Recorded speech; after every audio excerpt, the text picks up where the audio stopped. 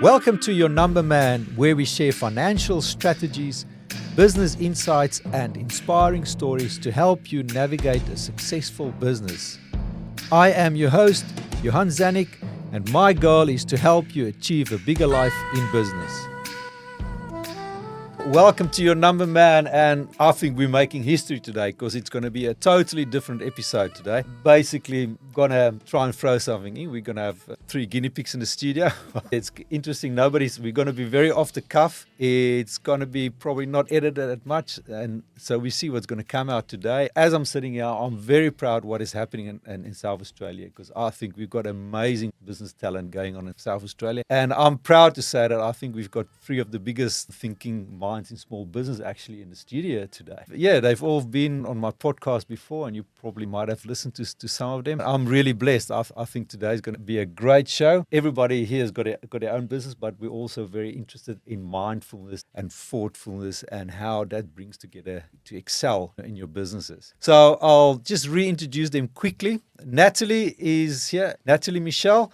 And Natalie is the CEO of Coiltek. She's been on my podcast last year with her husband who runs it with her, Trevor. And Coiltek is the market leader in specialized coils for gold and other precious metals. And in addition, they also manufacture customized electrical wire-wound components for the Australian and global markets. But Natalie is also the founder of A Light Mind, where she practices as a counselor and she's a mindfulness coach. And I'm very proud to say that since last time Natalie was here, she has won an excellent prize as the fearless female scale-up through the business in women. So Natalie, fantastic. That's a great achievement that you've done. Well done and welcome. Welcome back here. Thank you All very right. much. Okay. Thank you. Glad to be here. All right, and then we've got Dr. Z, or we know him better as Dr. Z, Scott Zarkinas. I say it right this time, don't I? Oh, you're getting there. I'm getting there. Okay. Scott was a medical doctor, a pediatrician, I believe, but now his life purpose is a writer and is guiding individuals toward personal and professional fulfillment. So Scott has got 2 companies, 818 Unlocking Your Life and then Dr. Z Publishing. I've read a lot of his recent books, The Flea Circus, which is a great book, and then The Power of You, a great book, and I'm pretty sure Scott is going to tell us a little bit about that later on. Welcome back, Scott. Thank you. Yes. No, it's great to be back. Thank you for inviting me. Great. And then my good mate, Dave Brown. Dave is an entrepreneur par excellence. He is the founder of Browns Barossa Donuts. And Dave's also an NLP coach. So Dave was here also last year on a studio and was a great show, and we talked about donuts, we talked about efficiencies, and we delved a little bit, we took a bit of a deep dive as well into neuro-linguistic programming. I'm saying it right as well. And Dave has also ticked a big box since I last had him in the studio. He won another prize to be voted as the best donuts in South Australia by Nova 919, the radio station. So that is 2 awards you got in 2 years, Dave. That's right, yeah. It's overwhelming, actually, the attention that we've been given. But also, it's a nice recognition for some very hard work that's been put into not just the product, but our brand. Yeah, that's amazing. Welcome as well, and I'm pretty sure we're going to have fun in the studio today. Do you know what? I love surprises, and you did call me and say, hey, I want to do a podcast with a group of people, but I'm not going to tell you who they are. Yeah. And it's 5 minutes ago I arrived and met the people that we're going to be sharing at the time with today. And I have listened to both of these lovely people we have with us today. And yeah, I'm excited about this. This is fun. I wanted to mention that nobody here knew each other before. No. And I just thought we're going to talk about business and then obviously mindfulness is a big thing as well, and how we guide our forwards to excel to the best that we can be in our business, our personal lives, and become better human beings for that matter. That's great. And sorry, what I also want to say is in the beginning, the first episode this year, I also talked about business and what I think business should focus on. Specifically, number 1 is business numbers. Always check your business numbers because that's my passion. We got to focus on our vision and our purpose for the business. We got to focus on our business models. Keep track of the trends. What other business models are there? We got to look at our KPIs, our resources and efficiencies. And then also look at your market trends, the competitors, and really focus on our point of difference as well. So keep in mind that is what I believe we should focus on. Scott, The Power of You, that's a great little book. I'll be totally honest with you, I haven't really finished reading it, but I was quite intrigued. And I saw on page number 33, where you spoke about the guy, he's called Earl Nightingale, said that as a 20-year-old, after years of searching for the secret of success, he found it in the pages of Napoleon Hill's book, Think and Grow Rich. And there was a few words that really stuck to him, and he basically based everything further on. And those 6 words were, or the sentence were, we become what we think about. Yes.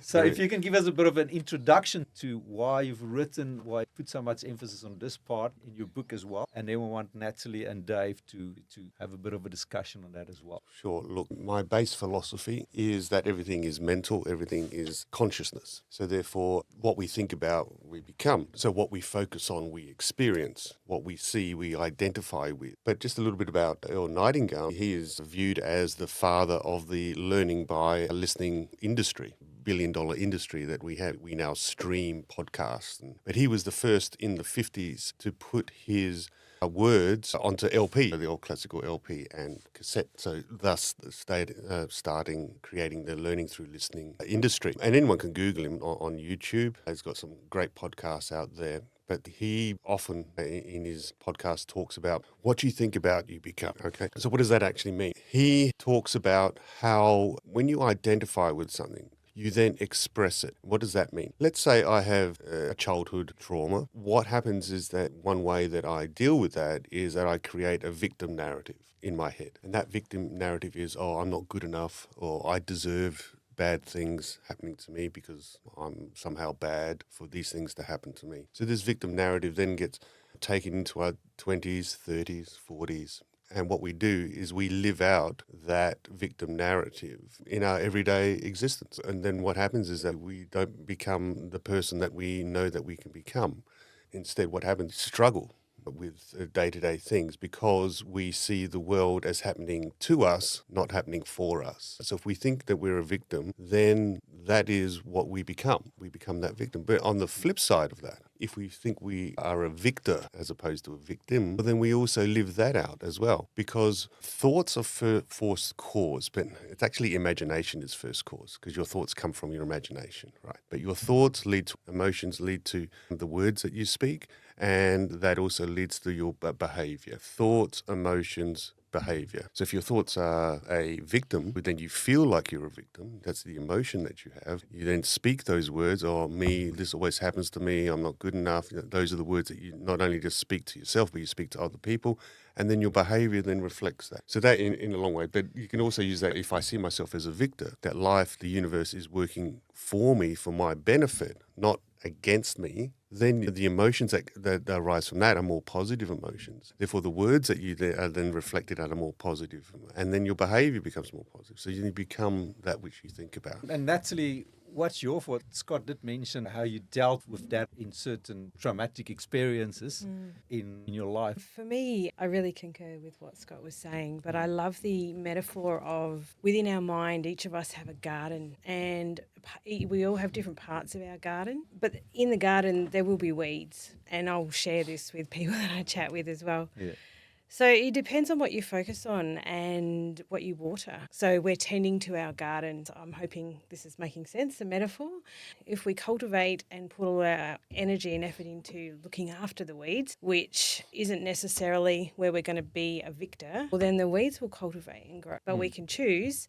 This is not necessarily an easy thing because the garden can be, we're all born with it, and through no fault of our own, life events happen and different parts begin to grow. So it's really what you put your energy and effort into to what's going to cultivate and become this beautiful blossoming flowering garden or this magnificent orchard, and that's a part of the journey. I like to talk in metaphors because I talk to a lot of children as well in my counselling business, and they can visualise that. So I love the imagination. So can you picture your garden? Yeah. What does your garden look like? And so we'll chat about that. And I think for adults, we can forget that we have our own garden as well, and what we choose to cultivate on will manifest and become real for us. And then that manifests through from thought, emotion to behaviour. Yeah. I think If I can just add, that's what I say I help with my clients. I help them nurture their garden in the sense that, first of all, we have to do the weeding, we have to water it, and we have to add the nutrients, because a lot of my clients come to me with very weedy gardens mindset. So we have to, what are the weeds? Negative self-belief,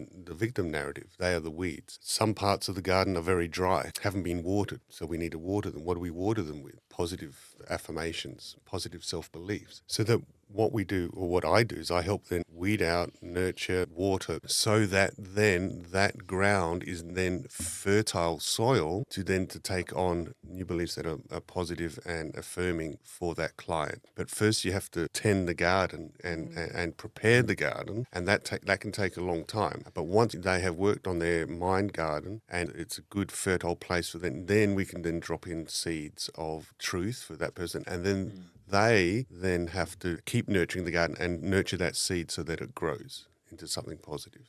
I think there's many different ways to say the same thing. But what I'll add is that I think one of the biggest problems in this area for people is either they're not aware that they've got this stuff going on, so it's the unknown. And then when they are aware, or they do become aware of what's going on, they don't have the tools to tackle it. There's the awareness piece, I think, is probably one of the easiest barriers to break through. Then it's, what do I do now? And because it's conditioned thoughts and behaviours that have been ingrained into you when you're most impressionable, and it's because of the state that your mind is in. It's in a state where it's consuming and being conditioned. So a lot of your behaviours and thoughts aren't actually your own. They're from peers, parents, other people.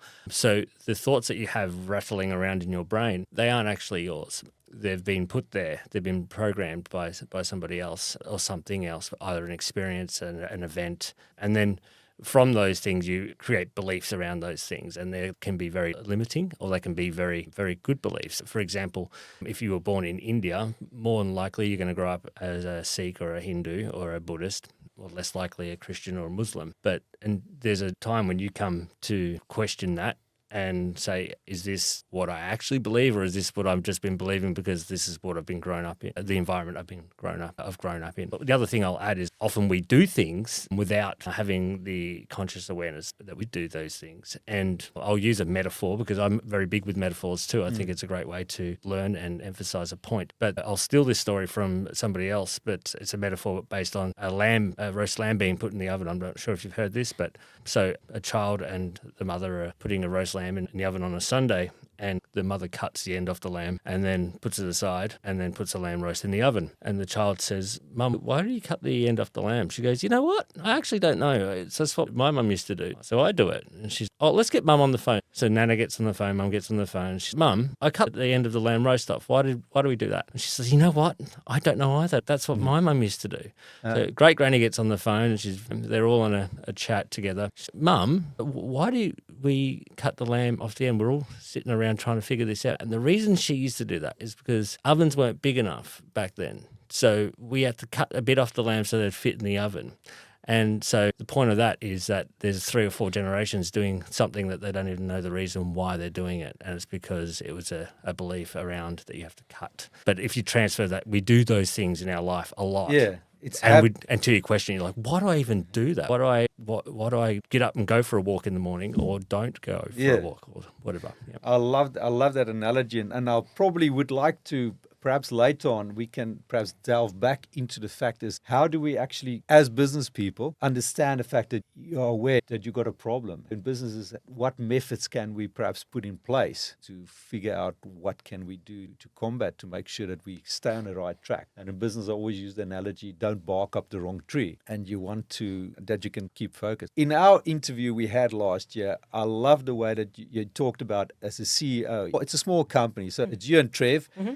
And then it's the team, and between you two, you've got to make sure that the marketing's in order, the sales are there. You've got to look at a team, you've got to make sure that the skills are there, training are there, research, productivity, efficiencies. And then you mentioned sometimes you just take a helicopter view and you just got to distance yourself somehow. Can you elaborate a little bit on that? What do you do in your business? How does your mindfulness teaching, how does it help you to really focus on the areas in your business that you need? That's a good question. Yeah. I really think if we're going to bring in the mindfulness part, It's keeping my 2 feet on the ground and very grounded, no matter what happens, because we have a lot of peaks and troughs in our industry. Seasons come on and off, which has historically happened. We've had the business for nearly 18 years, so it's nothing new. How do you ride the troughs? The peaks are like yay, and then the trough, it's going to happen. So to mitigate that, that's the diversification that we've really put as part of our strategic plan. And also, I guess from my perspective, like I really prefer working on the business rather than in it. So being able to take that helicopter view and really staying super true to the strategic direction. So coming back to that and going, okay, it's very important to be authentic to who you are. So we've had opportunities to make certain products that don't align with us. It could be authentically and ethically, and being able to make that decision and go, that's actually not the direction that we're going to.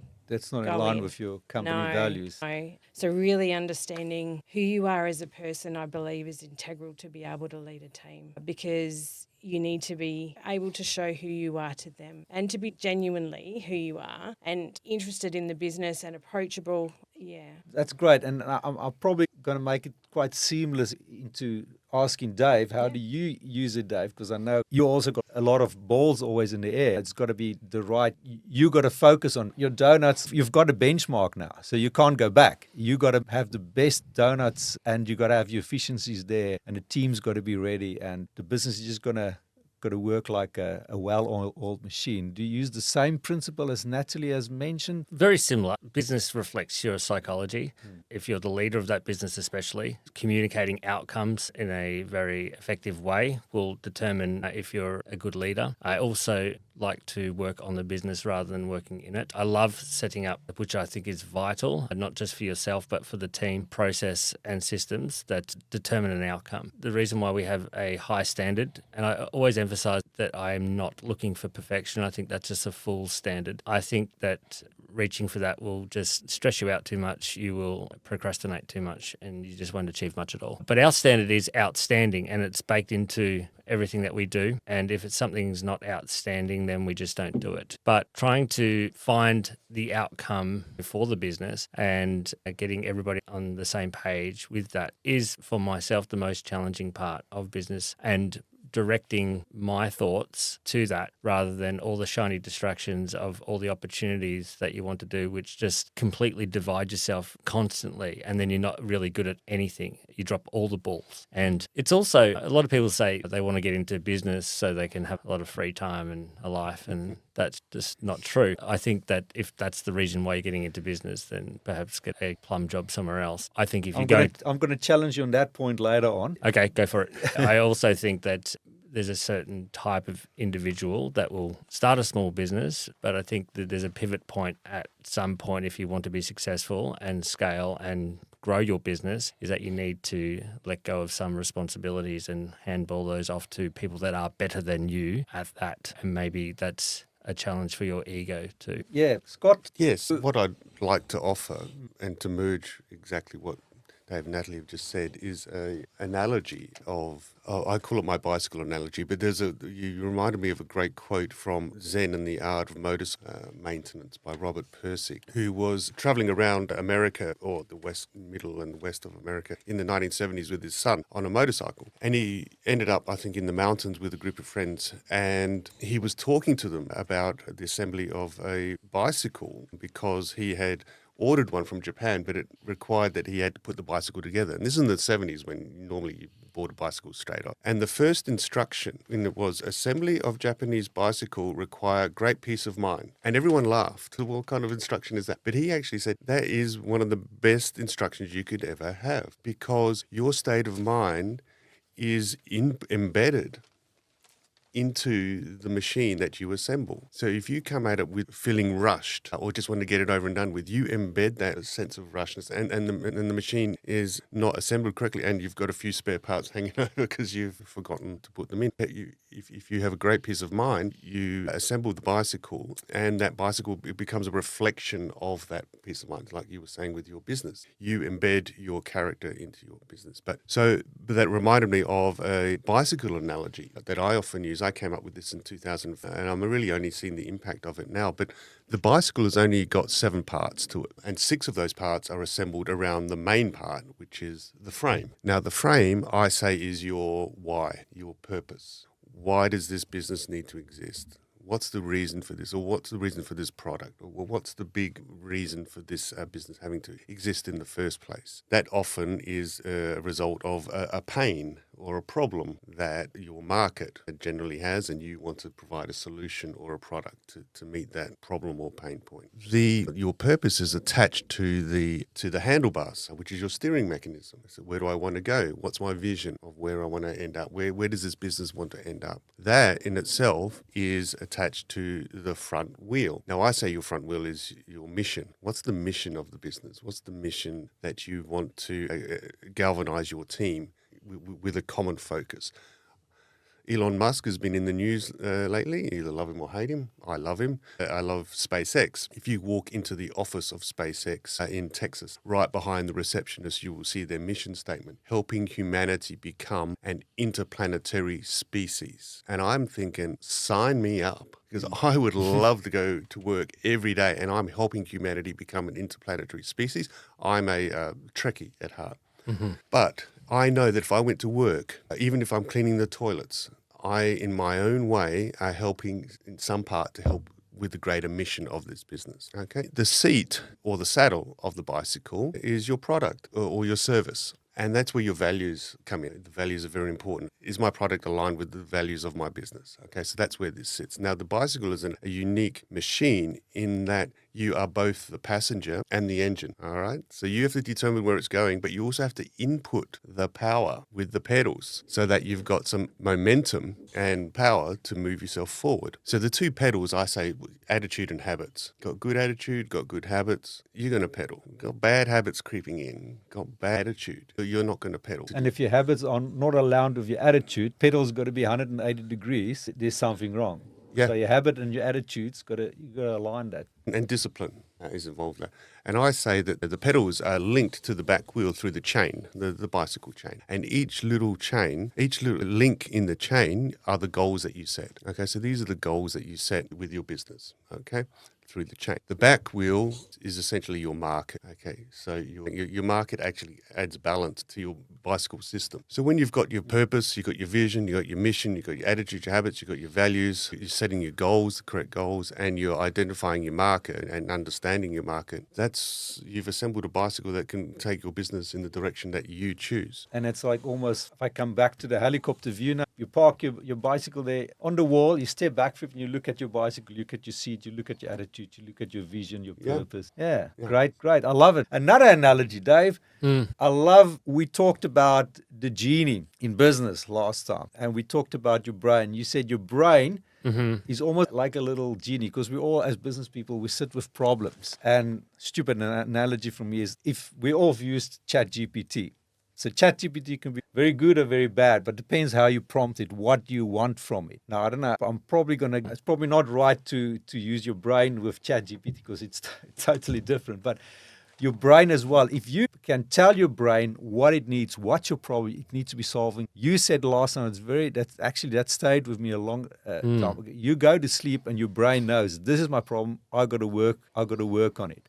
And voila, sometimes in the mornings you wake up and you've got an answer because you've brain done the work. Can you elaborate a little bit more on that one? Definitely. It's a GPS. Your subconscious mind is literally waiting for you to direct it. And once you do, it will. And we went into some examples of that last time, but it's a question answer. Maybe it will, if you ask it a question, will definitely give you a smorgasbord of answers. The only decision you have to make is which one are you going to go with. And that's when your fears and your conditioning and all that come into play, because it might come up with a very outlandish aspiration, idea, outcome. That's very exciting. It creates some strong, exciting emotions. However, the fears then may override it and say, I can't do that because of this. I can't do that because of that. And the what if and what if that's all creep in. So that's the challenge. But 100% your mind is definitely waiting for you. Constant guide it or ask it where you want to go. So you can ask it any question and you just wait for the answers. And if you consciously do this, I'd challenge anybody listening to this to just simply do this. Sometimes it doesn't come straight away. Have you ever had a time when you can't think of a song, the name of a song, and you just really sit there and you, gosh, I can't think of the name of that song. And the moment's gone, the person's left, and then you'll be driving later and that name just pops into your head. That's because your brain's working at it in the background trying to figure it out for you, and then it finds that file somewhere in your brain. That's the same thing. I want to start a business. Everyone thinks that step in a business is to have an idea. I disagree. I think the first step in a business is to be inspired, to be motivated. When you're inspired to do something out of the normal reality that you live in, because the idea will come from the inspiration that you guide your subconscious mind to create an idea. Inspiration, yeah. That's great. Okay, I said I'm going to play a little bit of devil's advocate here now, and we all know, everybody always talks, if you want to start a business, be inspired as well, but find your why and find your purpose. Now, what if I say, I think it's a little bit crap. If we're all going find our why and purpose, sometimes it works, sometimes it doesn't work. What if, and you mentioned inspired as well, sorry, I'm rocking the boat now here, but what if we decide, okay, I want to be a billionaire, or I want to be the next Elon Musk, and I'm going to look at the world, where's all the problems? There's a problem, people need fast electric cars. Okay, that's a problem. I'm going to try and solve that problem. And then I'll condition my mind to later focus on that and get my values right and my purpose right and my why to fit into my original idea. And I get inspiration. Look at Vincent van Gogh. I read something of him. He had a beautiful vision about he wants to portray his love through his pictures to humanity. Vincent, but he died a poor man.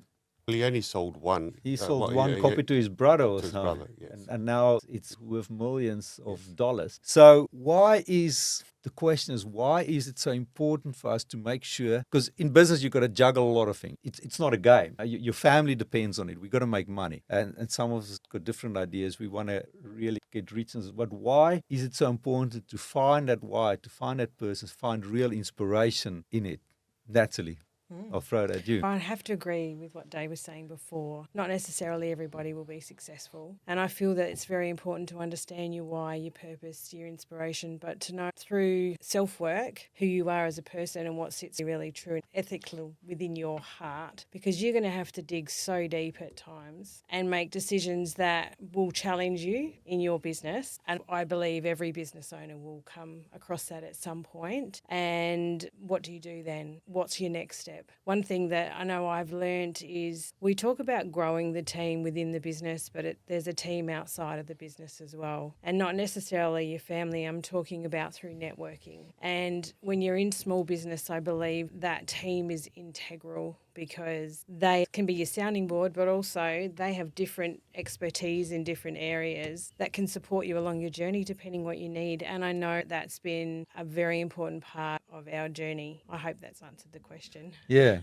Yeah. That makes it. It's almost like the glue. Once you got that sorted out, it's the glue it's going to help the company together. It's going to drive the team. Yeah. And also too, I think, but I was just going to add to that is understanding whether you're offering a solution. And also I would, in both businesses that I own, I also have a niche. So a point of difference, which I believe is integral. Why would you do the same thing that somebody else is doing that's right across the road from you?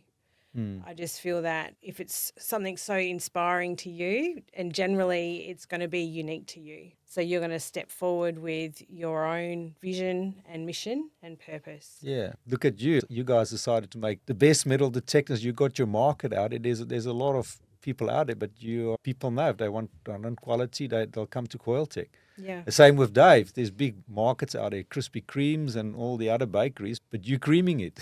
For that matter.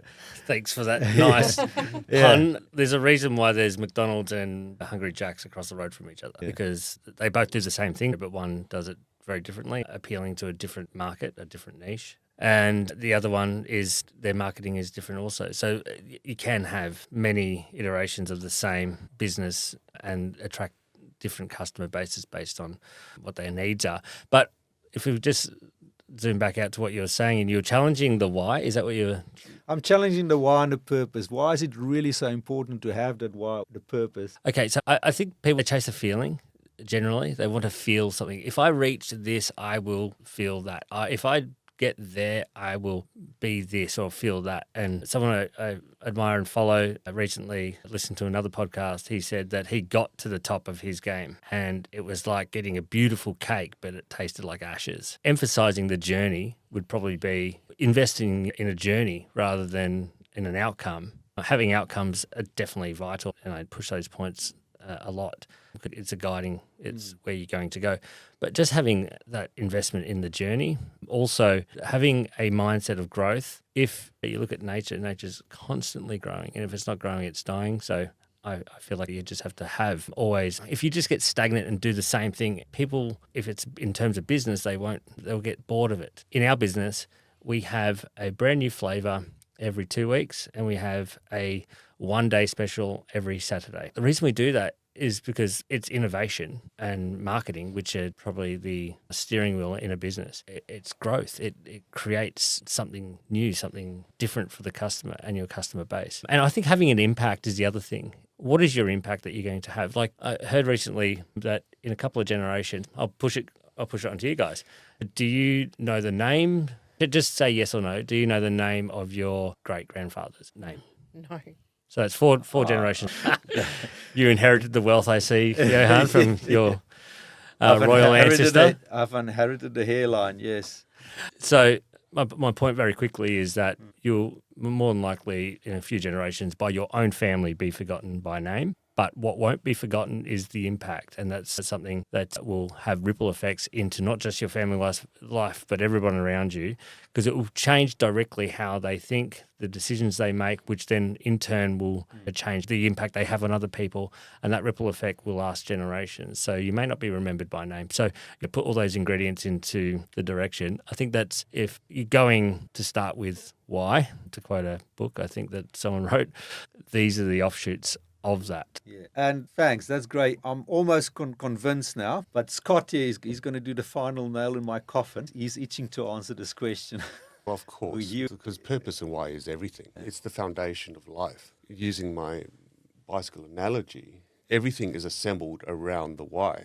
Everything is assembled around the purpose. You can have a new vision, a new mission, a new value system, a new back wheel, a new chain, but it's all assembled around the original why. And so therefore, without that, you don't have a bicycle. You can have all these parts. You can have a vision, you can have a mission, you can have value. But if they're not assembled around the foundational frame, then you don't have a bicycle. And that is why you need a why, because it glues everything together. As you said, everything comes around from it. But without purpose, you lack meaning.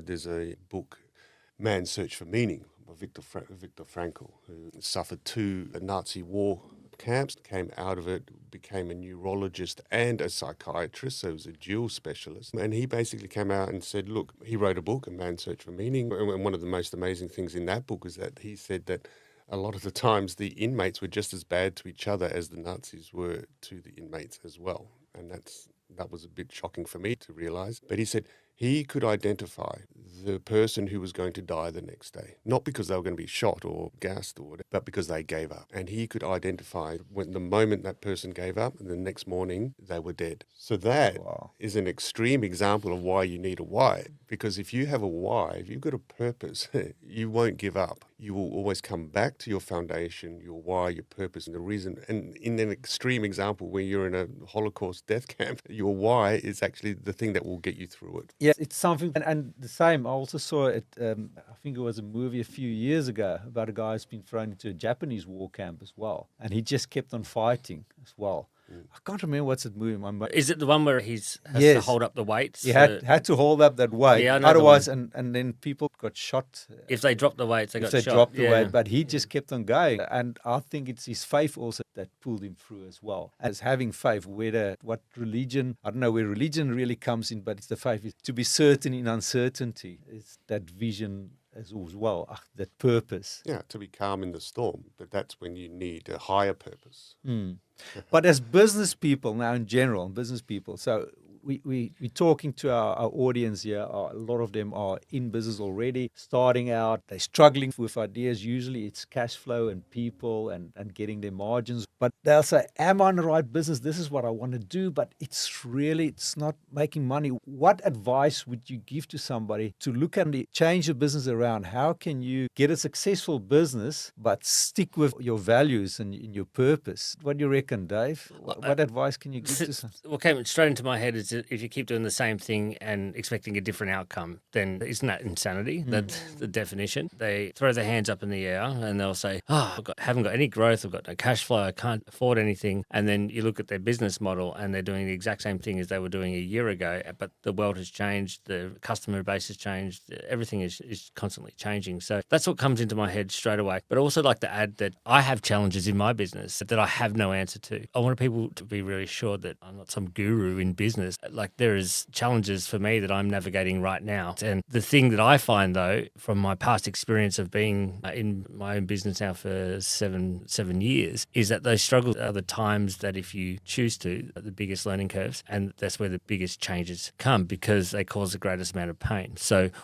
if you're struggling with cash flow or you're struggling with lack of customers, zoom into where that pain's coming from and make some changes around that and test things out. I can't emphasize that enough. There's a book that I would love every potential or current business owner to read. It's called The Lean Startup. It's highly intellectual, but if you break it down into chunks, audiobooks are really good for that. And get to the end of the book, even if you're not going to note everything down, just get to the end of the book. But anyway, in that book, they have a method of testing, and I applied it in my business. Let's say you want to open a retail shop selling coffee cups, those curry cups, and you go, okay, cool, I'm going to get a loan for $100,000, get a rental, put staff on, and then open the door and expect everything to just happen straight away. Then what you haven't done is you haven't tested your market and you put yourself under an extreme amount of stress to try and make money because you've put yourself in a lot of debt. So the lean startup method would be to test. So find a market that you can start selling your cups at and see what works there, and then get a pop-up shop and see what works there, or get a van or another market or whatever it is. But just keep testing and know that, hey, listen, just know that struggle is going to come, it's going to go, and it's going to come back again. It's part of the game.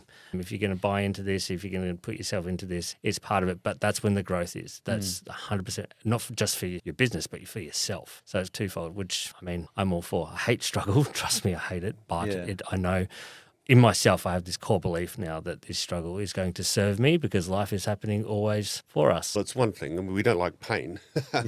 So we run away from pain and we run towards pleasure. And that's your paleo-mammalian brain working there. But interesting that basically what you're suggesting was written 100 years ago in Think and Grow Rich, when Napoleon Hill basically said you can't start a department store with a newspaper stand. Okay, you can have the dream of a department store and you can start with a newspaper stand, but it's got to start with a newspaper stand and then you've got to grow from there. I think a lot of people want the department store first and then don't learn the ropes of a newspaper store. So, yeah, that was... Just in business, but in life. Like I see people just wanting to have the house on the beach and the Lamborghini in the driveway tomorrow. There's a lot of work that's going into getting those results. That's why Facebook ads are working. 30 days course, you can make 10 million a month with coin or all those kind of things. And I'm going to challenge you, Dave, as well, because previously you talked about perfection, that we see we'll never be able to ever reach perfection. Natalie, I'm going to throw it at you. Okay. Don't you think we can? I mean, some of the products that you make are pretty perfect. I think in the world of electronics, that's a really tricky one because for our products as well, we're sold in different countries around the world. So the environments play a big part on how the product will operate because of the electromagnetic interference. The ground, just the soil is just different in different countries. So the reactivity is going to be different as well. So, there's a lot of testing that needs to be done, just like Dave was saying before. The products tested thoroughly in each environment, and some of our products are fully waterproof and some are not. So how will it react in water, salt water, fresh water, differing depths depending on the depths of the metal detector will determine the depth of the coil. So I would run away from the word perfect. I like the word excellence and I would prefer to use that word. I think there's a saying that Rob uses as well strive for perfection, you'll reach excellence. Yeah, so that's one that I will use. I prefer to use that word. And it doesn't happen overnight. As I mentioned, it's nearly 18 years and it's refining. And Dave mentioned before, he will have a sale day on a Saturday and a new flavour every 2 weeks. So for us, every 12 to 18 months, we bring out a new product. You've got to be evolving, and that's by understanding, learning your market, looking at where a new market may be a potential, understanding your customer. For me, I look after all the marketing, and I wanted to share before is for startups, you can run your own social media campaign. You don't have to do anything whiz bang. Just understanding, get onto Instagram, Facebook, TikTok. I'm not talking about paid ads. I'm just talking about doing organic ads. But then look at who you're connecting with. It does take a bit of time, but then who your client is. It's quite surprising, we've found. For us, we're talking to different countries. So in different countries, there are different age groups that are connecting with us. Is it mainly men? Is it mainly women? Who are you talking to? And it's really important to understand that. And a lot of that you can do without needing to spend any coin. And another big thing I just wanted to share as well is that a lot of local councils actually offer startups to be able to go in and talk to a mentor there. And a lot of them are non-paid. I would definitely encourage them to. And the pressure can be quite deafening at times. So And it's important to have mentors as well. I think in your business as well. Yeah. And Dave, you also, and I know you also talked about, because I think you do a bit of mentorship work as well. When I can, and definitely get a lot of satisfaction out of doing that. I have mentors, and they are vital. Coaches are vital. Just success leaves clues. So get yourself around the people in the places where you want to be, and you'll get there much faster. But I have a list of what I need to get done. I mentioned this on the last podcast about the only commodity that's finite is time, and I protect that. I think everybody should protect that, actually, and not waste it. So I have a list of how I spend my time, and definitely we have some fantastic you've got a spreadsheet. You said last time you keep a spreadsheet of your time. Some people, they find bizarre. It's probably a reflection of my personality, actually, but actually it's a reflection of my lack. I needed to implement that because I get so distracted, and I will divert my time and energy to all the different shiny objects around me. So I'd created a time budget, which is a visual of, hey, I love budgets. What it makes you feel is you feel relieved. And I've actually got to redo mine because a few things of mine have changed in my life. But if you're dedicating in real time to your kids, but you've got that niggling issue in the business that you need to fix, if you've got time for that scheduled in, you can really, it won't take away the thoughts completely, but you can really invest in your kids or your wife or whatever and be in that moment because you know that you've got time. And it's not perfect. Well, but most people budget their money, but they don't budget their time. What I consider a waste of time might be someone's outlet. So I consider watching television just a waste of time because, I watch a movie. I like watching a movie or something, but just sitting there flicking through channels, I find a waste of time. That's me. But someone else might find that's their way of just dipping out and processing. But if I can zoom back out to what you originally said, yes, mentorship is definitely important. And I like to do that if I get the opportunity to. Perhaps we should go out there and look at public figures for our mentors. And I think you mentioned Abraham Lincoln, Mother Teresa, Nelson Mandela, and Jesus. Yes. As your mentors as well. And okay, well, that's a story. But first of all, perfection's in the process. Okay, so if you were seeking perfection, look at the process because that's where you'll find your perfection. If you can oil the machine, you'll aim for excellence, look at the system or the process, and that's where perfection is. It's not a tangible thing that you go, there you go.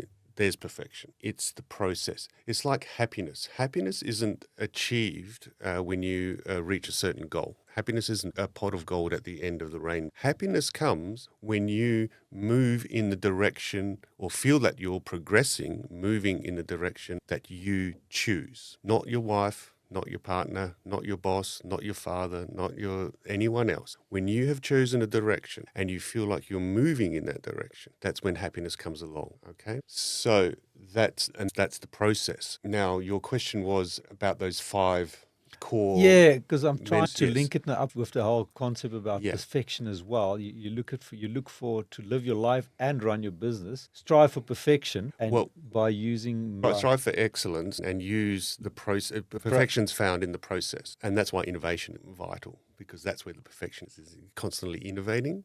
That's the perfection. And I try to, and I love that quote, by the way, you do the same thing over and over again and getting the same results. That's the definition of insanity. So I use that very much every year. I think, well, what am I going to do differently this year? And so I'm always trying to think of something different, whether it's something simple like creating a YouTube channel to talk about my beliefs or trying to connect with an audience, or whether it's creating a new life coaching program or writing another book with a concept that I want to deliver to my audience. Anyway, that's my process. Last time we spoke, psychologists tell us that we are the product of the 5 people we hang around with the most. Okay, so when I heard that about 15 years ago, I thought, crikey, better watch out who I'm hanging around with. So then the next thought after that was, geez, if I had the choice of every single human being in the history of humanity, who would I have liked to have hung around with the most? And that's when I came up with Abraham Lincoln, Nelson Mandela, Winston Churchill, Mother Teresa, and Jesus. Why Abraham Lincoln? I think he is the epitome of integrity, honesty, doing the right thing. Why Nelson Mandela? He was incarcerated for 27 years, and when he came out a man of peace. Went in a very angry young man, came out an absolute man of peace. He gave up hate. Yes, Yeah. and that's what he was asked by Bill Clinton in a 1999 interview, when Bill Clinton, the ex-president of the United States, said, what did you in those 27 years? And Nelson Mandela said, yeah, I learned to give up hate. Mother Teresa, just her faith. I would just love to have rock solid, immovable faith. And who else did I say? Winston Churchill, of course. Just his resilience. Never give up. Never give up. If you're going through hell, keep going. And Jesus. Why Jesus? First of all, I would just love to have seen all the miracles. I would just love to have been the cure of the blind, the paralytic man, feeding the masses. Just to watch that would have been absolutely amazing. But really, the number one reason for me is his love of humanity. And there was a long time in my life where I sorely needed to appreciate my fellow man a lot more. So the love of humanity is something that I want. So those 5 things are what I call my core. That is the basis from which I think, say, do, feel. That is my core. Because for a long time in my life, I didn't have a core. It was empty. It was a black void. So I would just react. I would become reactive rather than proactive.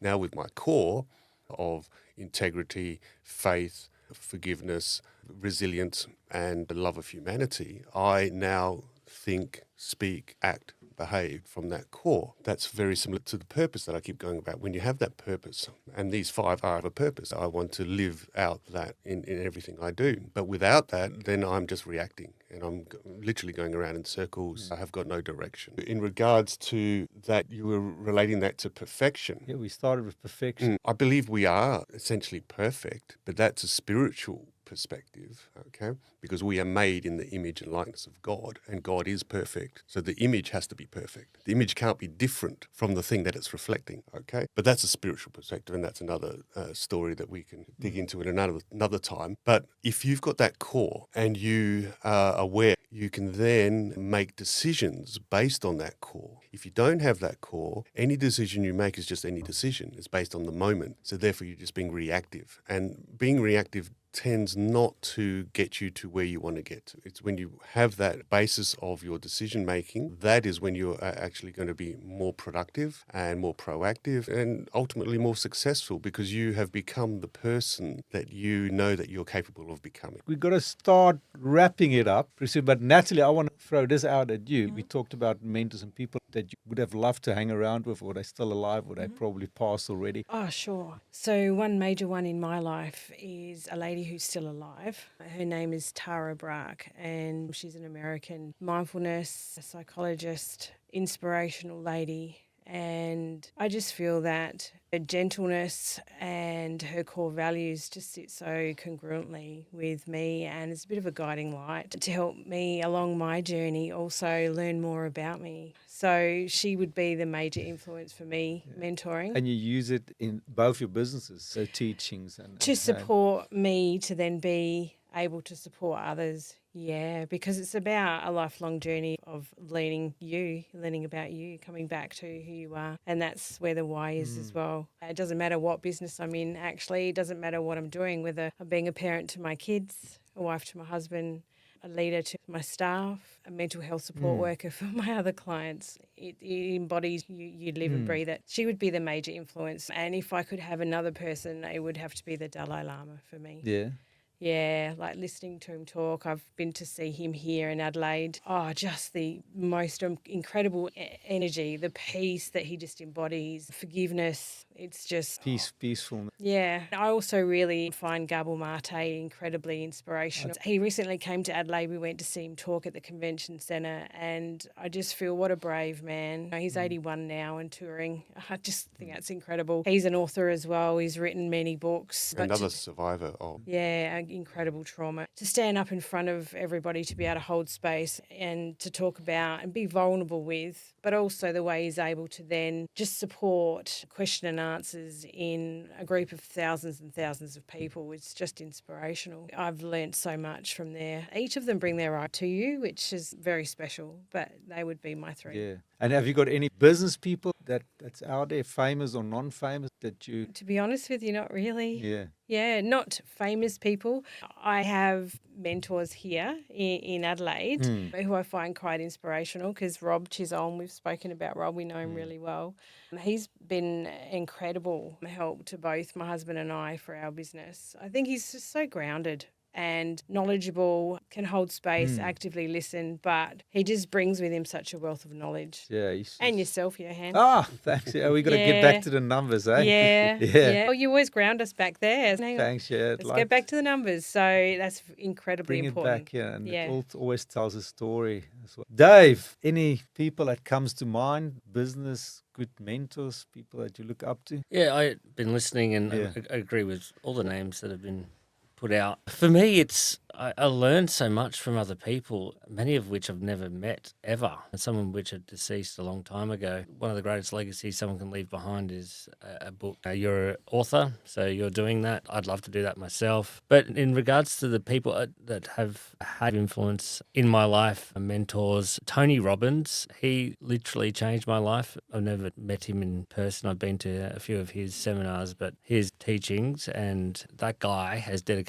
his whole life to making positive change. And I was at home by myself one night and I was literally in tears for various reasons. I just felt so blocked and so fed up. And one of his clips came randomly on YouTube and it just changed everything, just that clip. So from that was a grounding point for me. And Richard Raw, he's a Franciscan monk, so a Catholic monk. He's overwhelmingly fantastic in his integrity, in his calmness. He also teaches Enneagram. It's a personality profiling. It's the godfather of all. So every other personality profiling test that you've ever done or heard of, some have create negative imagery, but this one is so comprehensive and so good. And he actually does marriage counselling for people using this, basically discovering what type of personality you have, how it affects the other people around you. It's so effective. I use it a lot. Did you do the test? Oh, yeah. Do you mind sharing us what's your number? Yeah, so I'm a type 3, which is called the achiever. And what happens when you find out what your type is, you find out what you look like when things are going great, what you look like when things aren't going great. So you can get the tells for that, so you can inform people around you. If you can't see them yourself, what happens when you're into disintegration, what makes you feel worthy or your identity. And these are, I know he's a Franciscan monk, but these are used by him, but they're not specifically Christian or Catholic, a religious thing at all. You can use them if you're any type of religion or non-religious or whatever. But I encourage people to go. There's some free online tools for that, and there's some other paid ones. But if you want to do it well, I've always find someone that does it really well and employ those to do that with you. The last person I'll say is probably a guy that not many people have heard of, but his name is Michael Gervais. He's a psychologist out of America. I've only listened to his podcasts, but his demeanour and his vulnerability and his teachings are fantastic. Yeah, That's all I'll say about him. But yeah, if you want to look into him, just massive impact on my life. That's great. So I wish we had more time, but I think Dave is checking it on his budget, on his time budget. So I think just for closing comments, and we will start with you, Scott. We'll just go around the table. If you were a mentor, and I believe you are a great mentor, but what would you tell me if I want to start a business now? But what advice would you give to people who really want to start their own business? In a couple of sentences, what would you tell people? Well, Not a couple. I would always use myself as an example because that's really the only place that I can actually speak from experience. I can't speak from anyone else's experience of why they started a business or whatever. But for me, it was passion, which another word for it is inspiration as well. But I tell my clients, and I write about it in my books, passion is what your purpose feels like. So if you want to identify your purpose, look at your passion, because that is your bigger purpose, bigger universal purpose, trying to express itself through you. So go, what are you really passionate about? What are you really passionate about? Now, I'm really passionate about writing, but I'm also really passionate about the truth of existence. I'm a seeker looking for the truth of existence. So that's my passion. I want to instill that passion in my clients and go, just dig deeper, the why behind the why. That is where you'll find the truth, is when you dig deeper, finding the truth. And then when you find it and knock, and the door will be ask and you shall receive. And when you do find that truth, then you are then in a position to then express that truth and then help others find their truth. Because that's the thing. It's not finding the truth, it's finding your truth. And I help people find their truth. That's my passion. So I always start with the passion, because passion is purpose, what purpose feels. And then that's my frame of my bicycle. So then the vision comes in. Okay, where does that look like? What's my mission then? And my mission is helping humanity become an awakened species. And so then I look at my attitudes and my habits, my goals, who's my market, what are my values,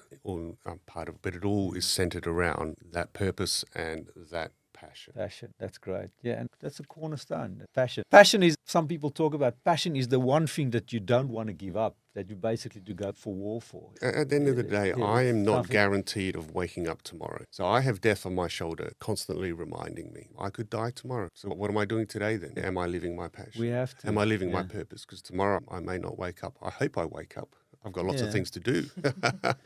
But I may not. Being an ex-doctor, surrounded by death, and I was constantly reminded of death every day. And by the grace of God, that could be me. And you know what? Babies die. 99-year-old people die. Everyone in between dies. And that is one thing that I use almost as incentive to people. One of the things I get my clients to do is to write their eulogy, put themselves, hopefully as a 90-year-old, let's say. Yeah. A health. Yes, and writing their own eulogy, because what it does is they then start thinking, what do I want my life to look like? How do I want it to transpire?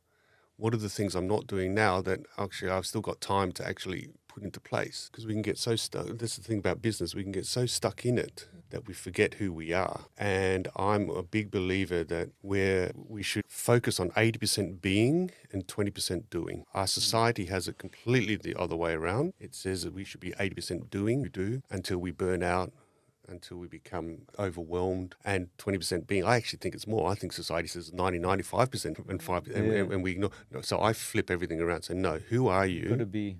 Who do you want to be? And then use your job or your business to grow into that person that you want to be. And you've also talked about in your book, there's the 80-20 rule. Yes. It's a bit different than the 80-20 rule we know in business, Yes. but it makes sense. Natalie, so I'm coming to you now. I say, Natalie, you've got 2 businesses. You're successful. Please give me some advice. What are you going to tell me? I'll just concur with what Scott said, because I think that's your compass, That's got to be your compass. So you got to start off with passion, inspiration. I'd also say, I really like what Dave said before about testing the market. So test the market, talk about it. There are lots of free events you could potentially attend where you can test it. Trial it before you make a massive commitment. Reach out to potential local councils to be able to do startup learnings there. I'm a big one for social media. So I look after all of our social media accounts. And this is global as well as national. So there are lots of ways that you can be smart about it that will be cost effective, that can reach an audience. So it's about knowing your client, knowing your customer, doing the research. That's integral, because without clients, customers, you don't have a business. It's got to come back to that. And so what we're doing is we're putting together the parts of the bike, just like Scott was saying before.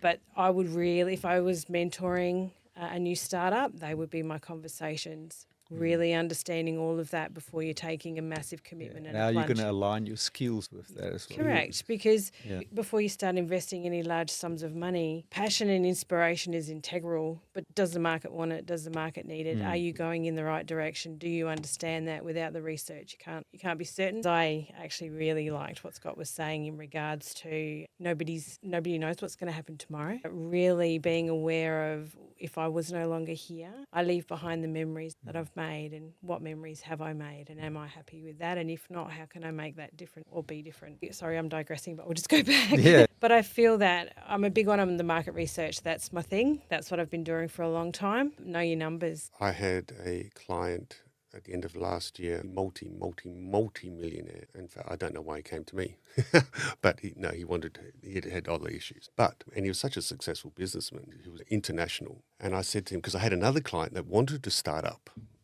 I said, look, what is one piece of advice that I can share with this other client about starting up, because you're a very successful businessman? And he said exactly what you said, understand your market. And that was his one piece of advice of all his thing. And so I think you're right. I think the market is what determines a hobby from a business. Without the market, you don't have a business. You can have a passion, but that's a hobby. Yes. Which is okay too. But if you want it to be a business, If you're doing it for money, oh, geez, if that tank of fuel runs out real quick. oh yeah. Yeah.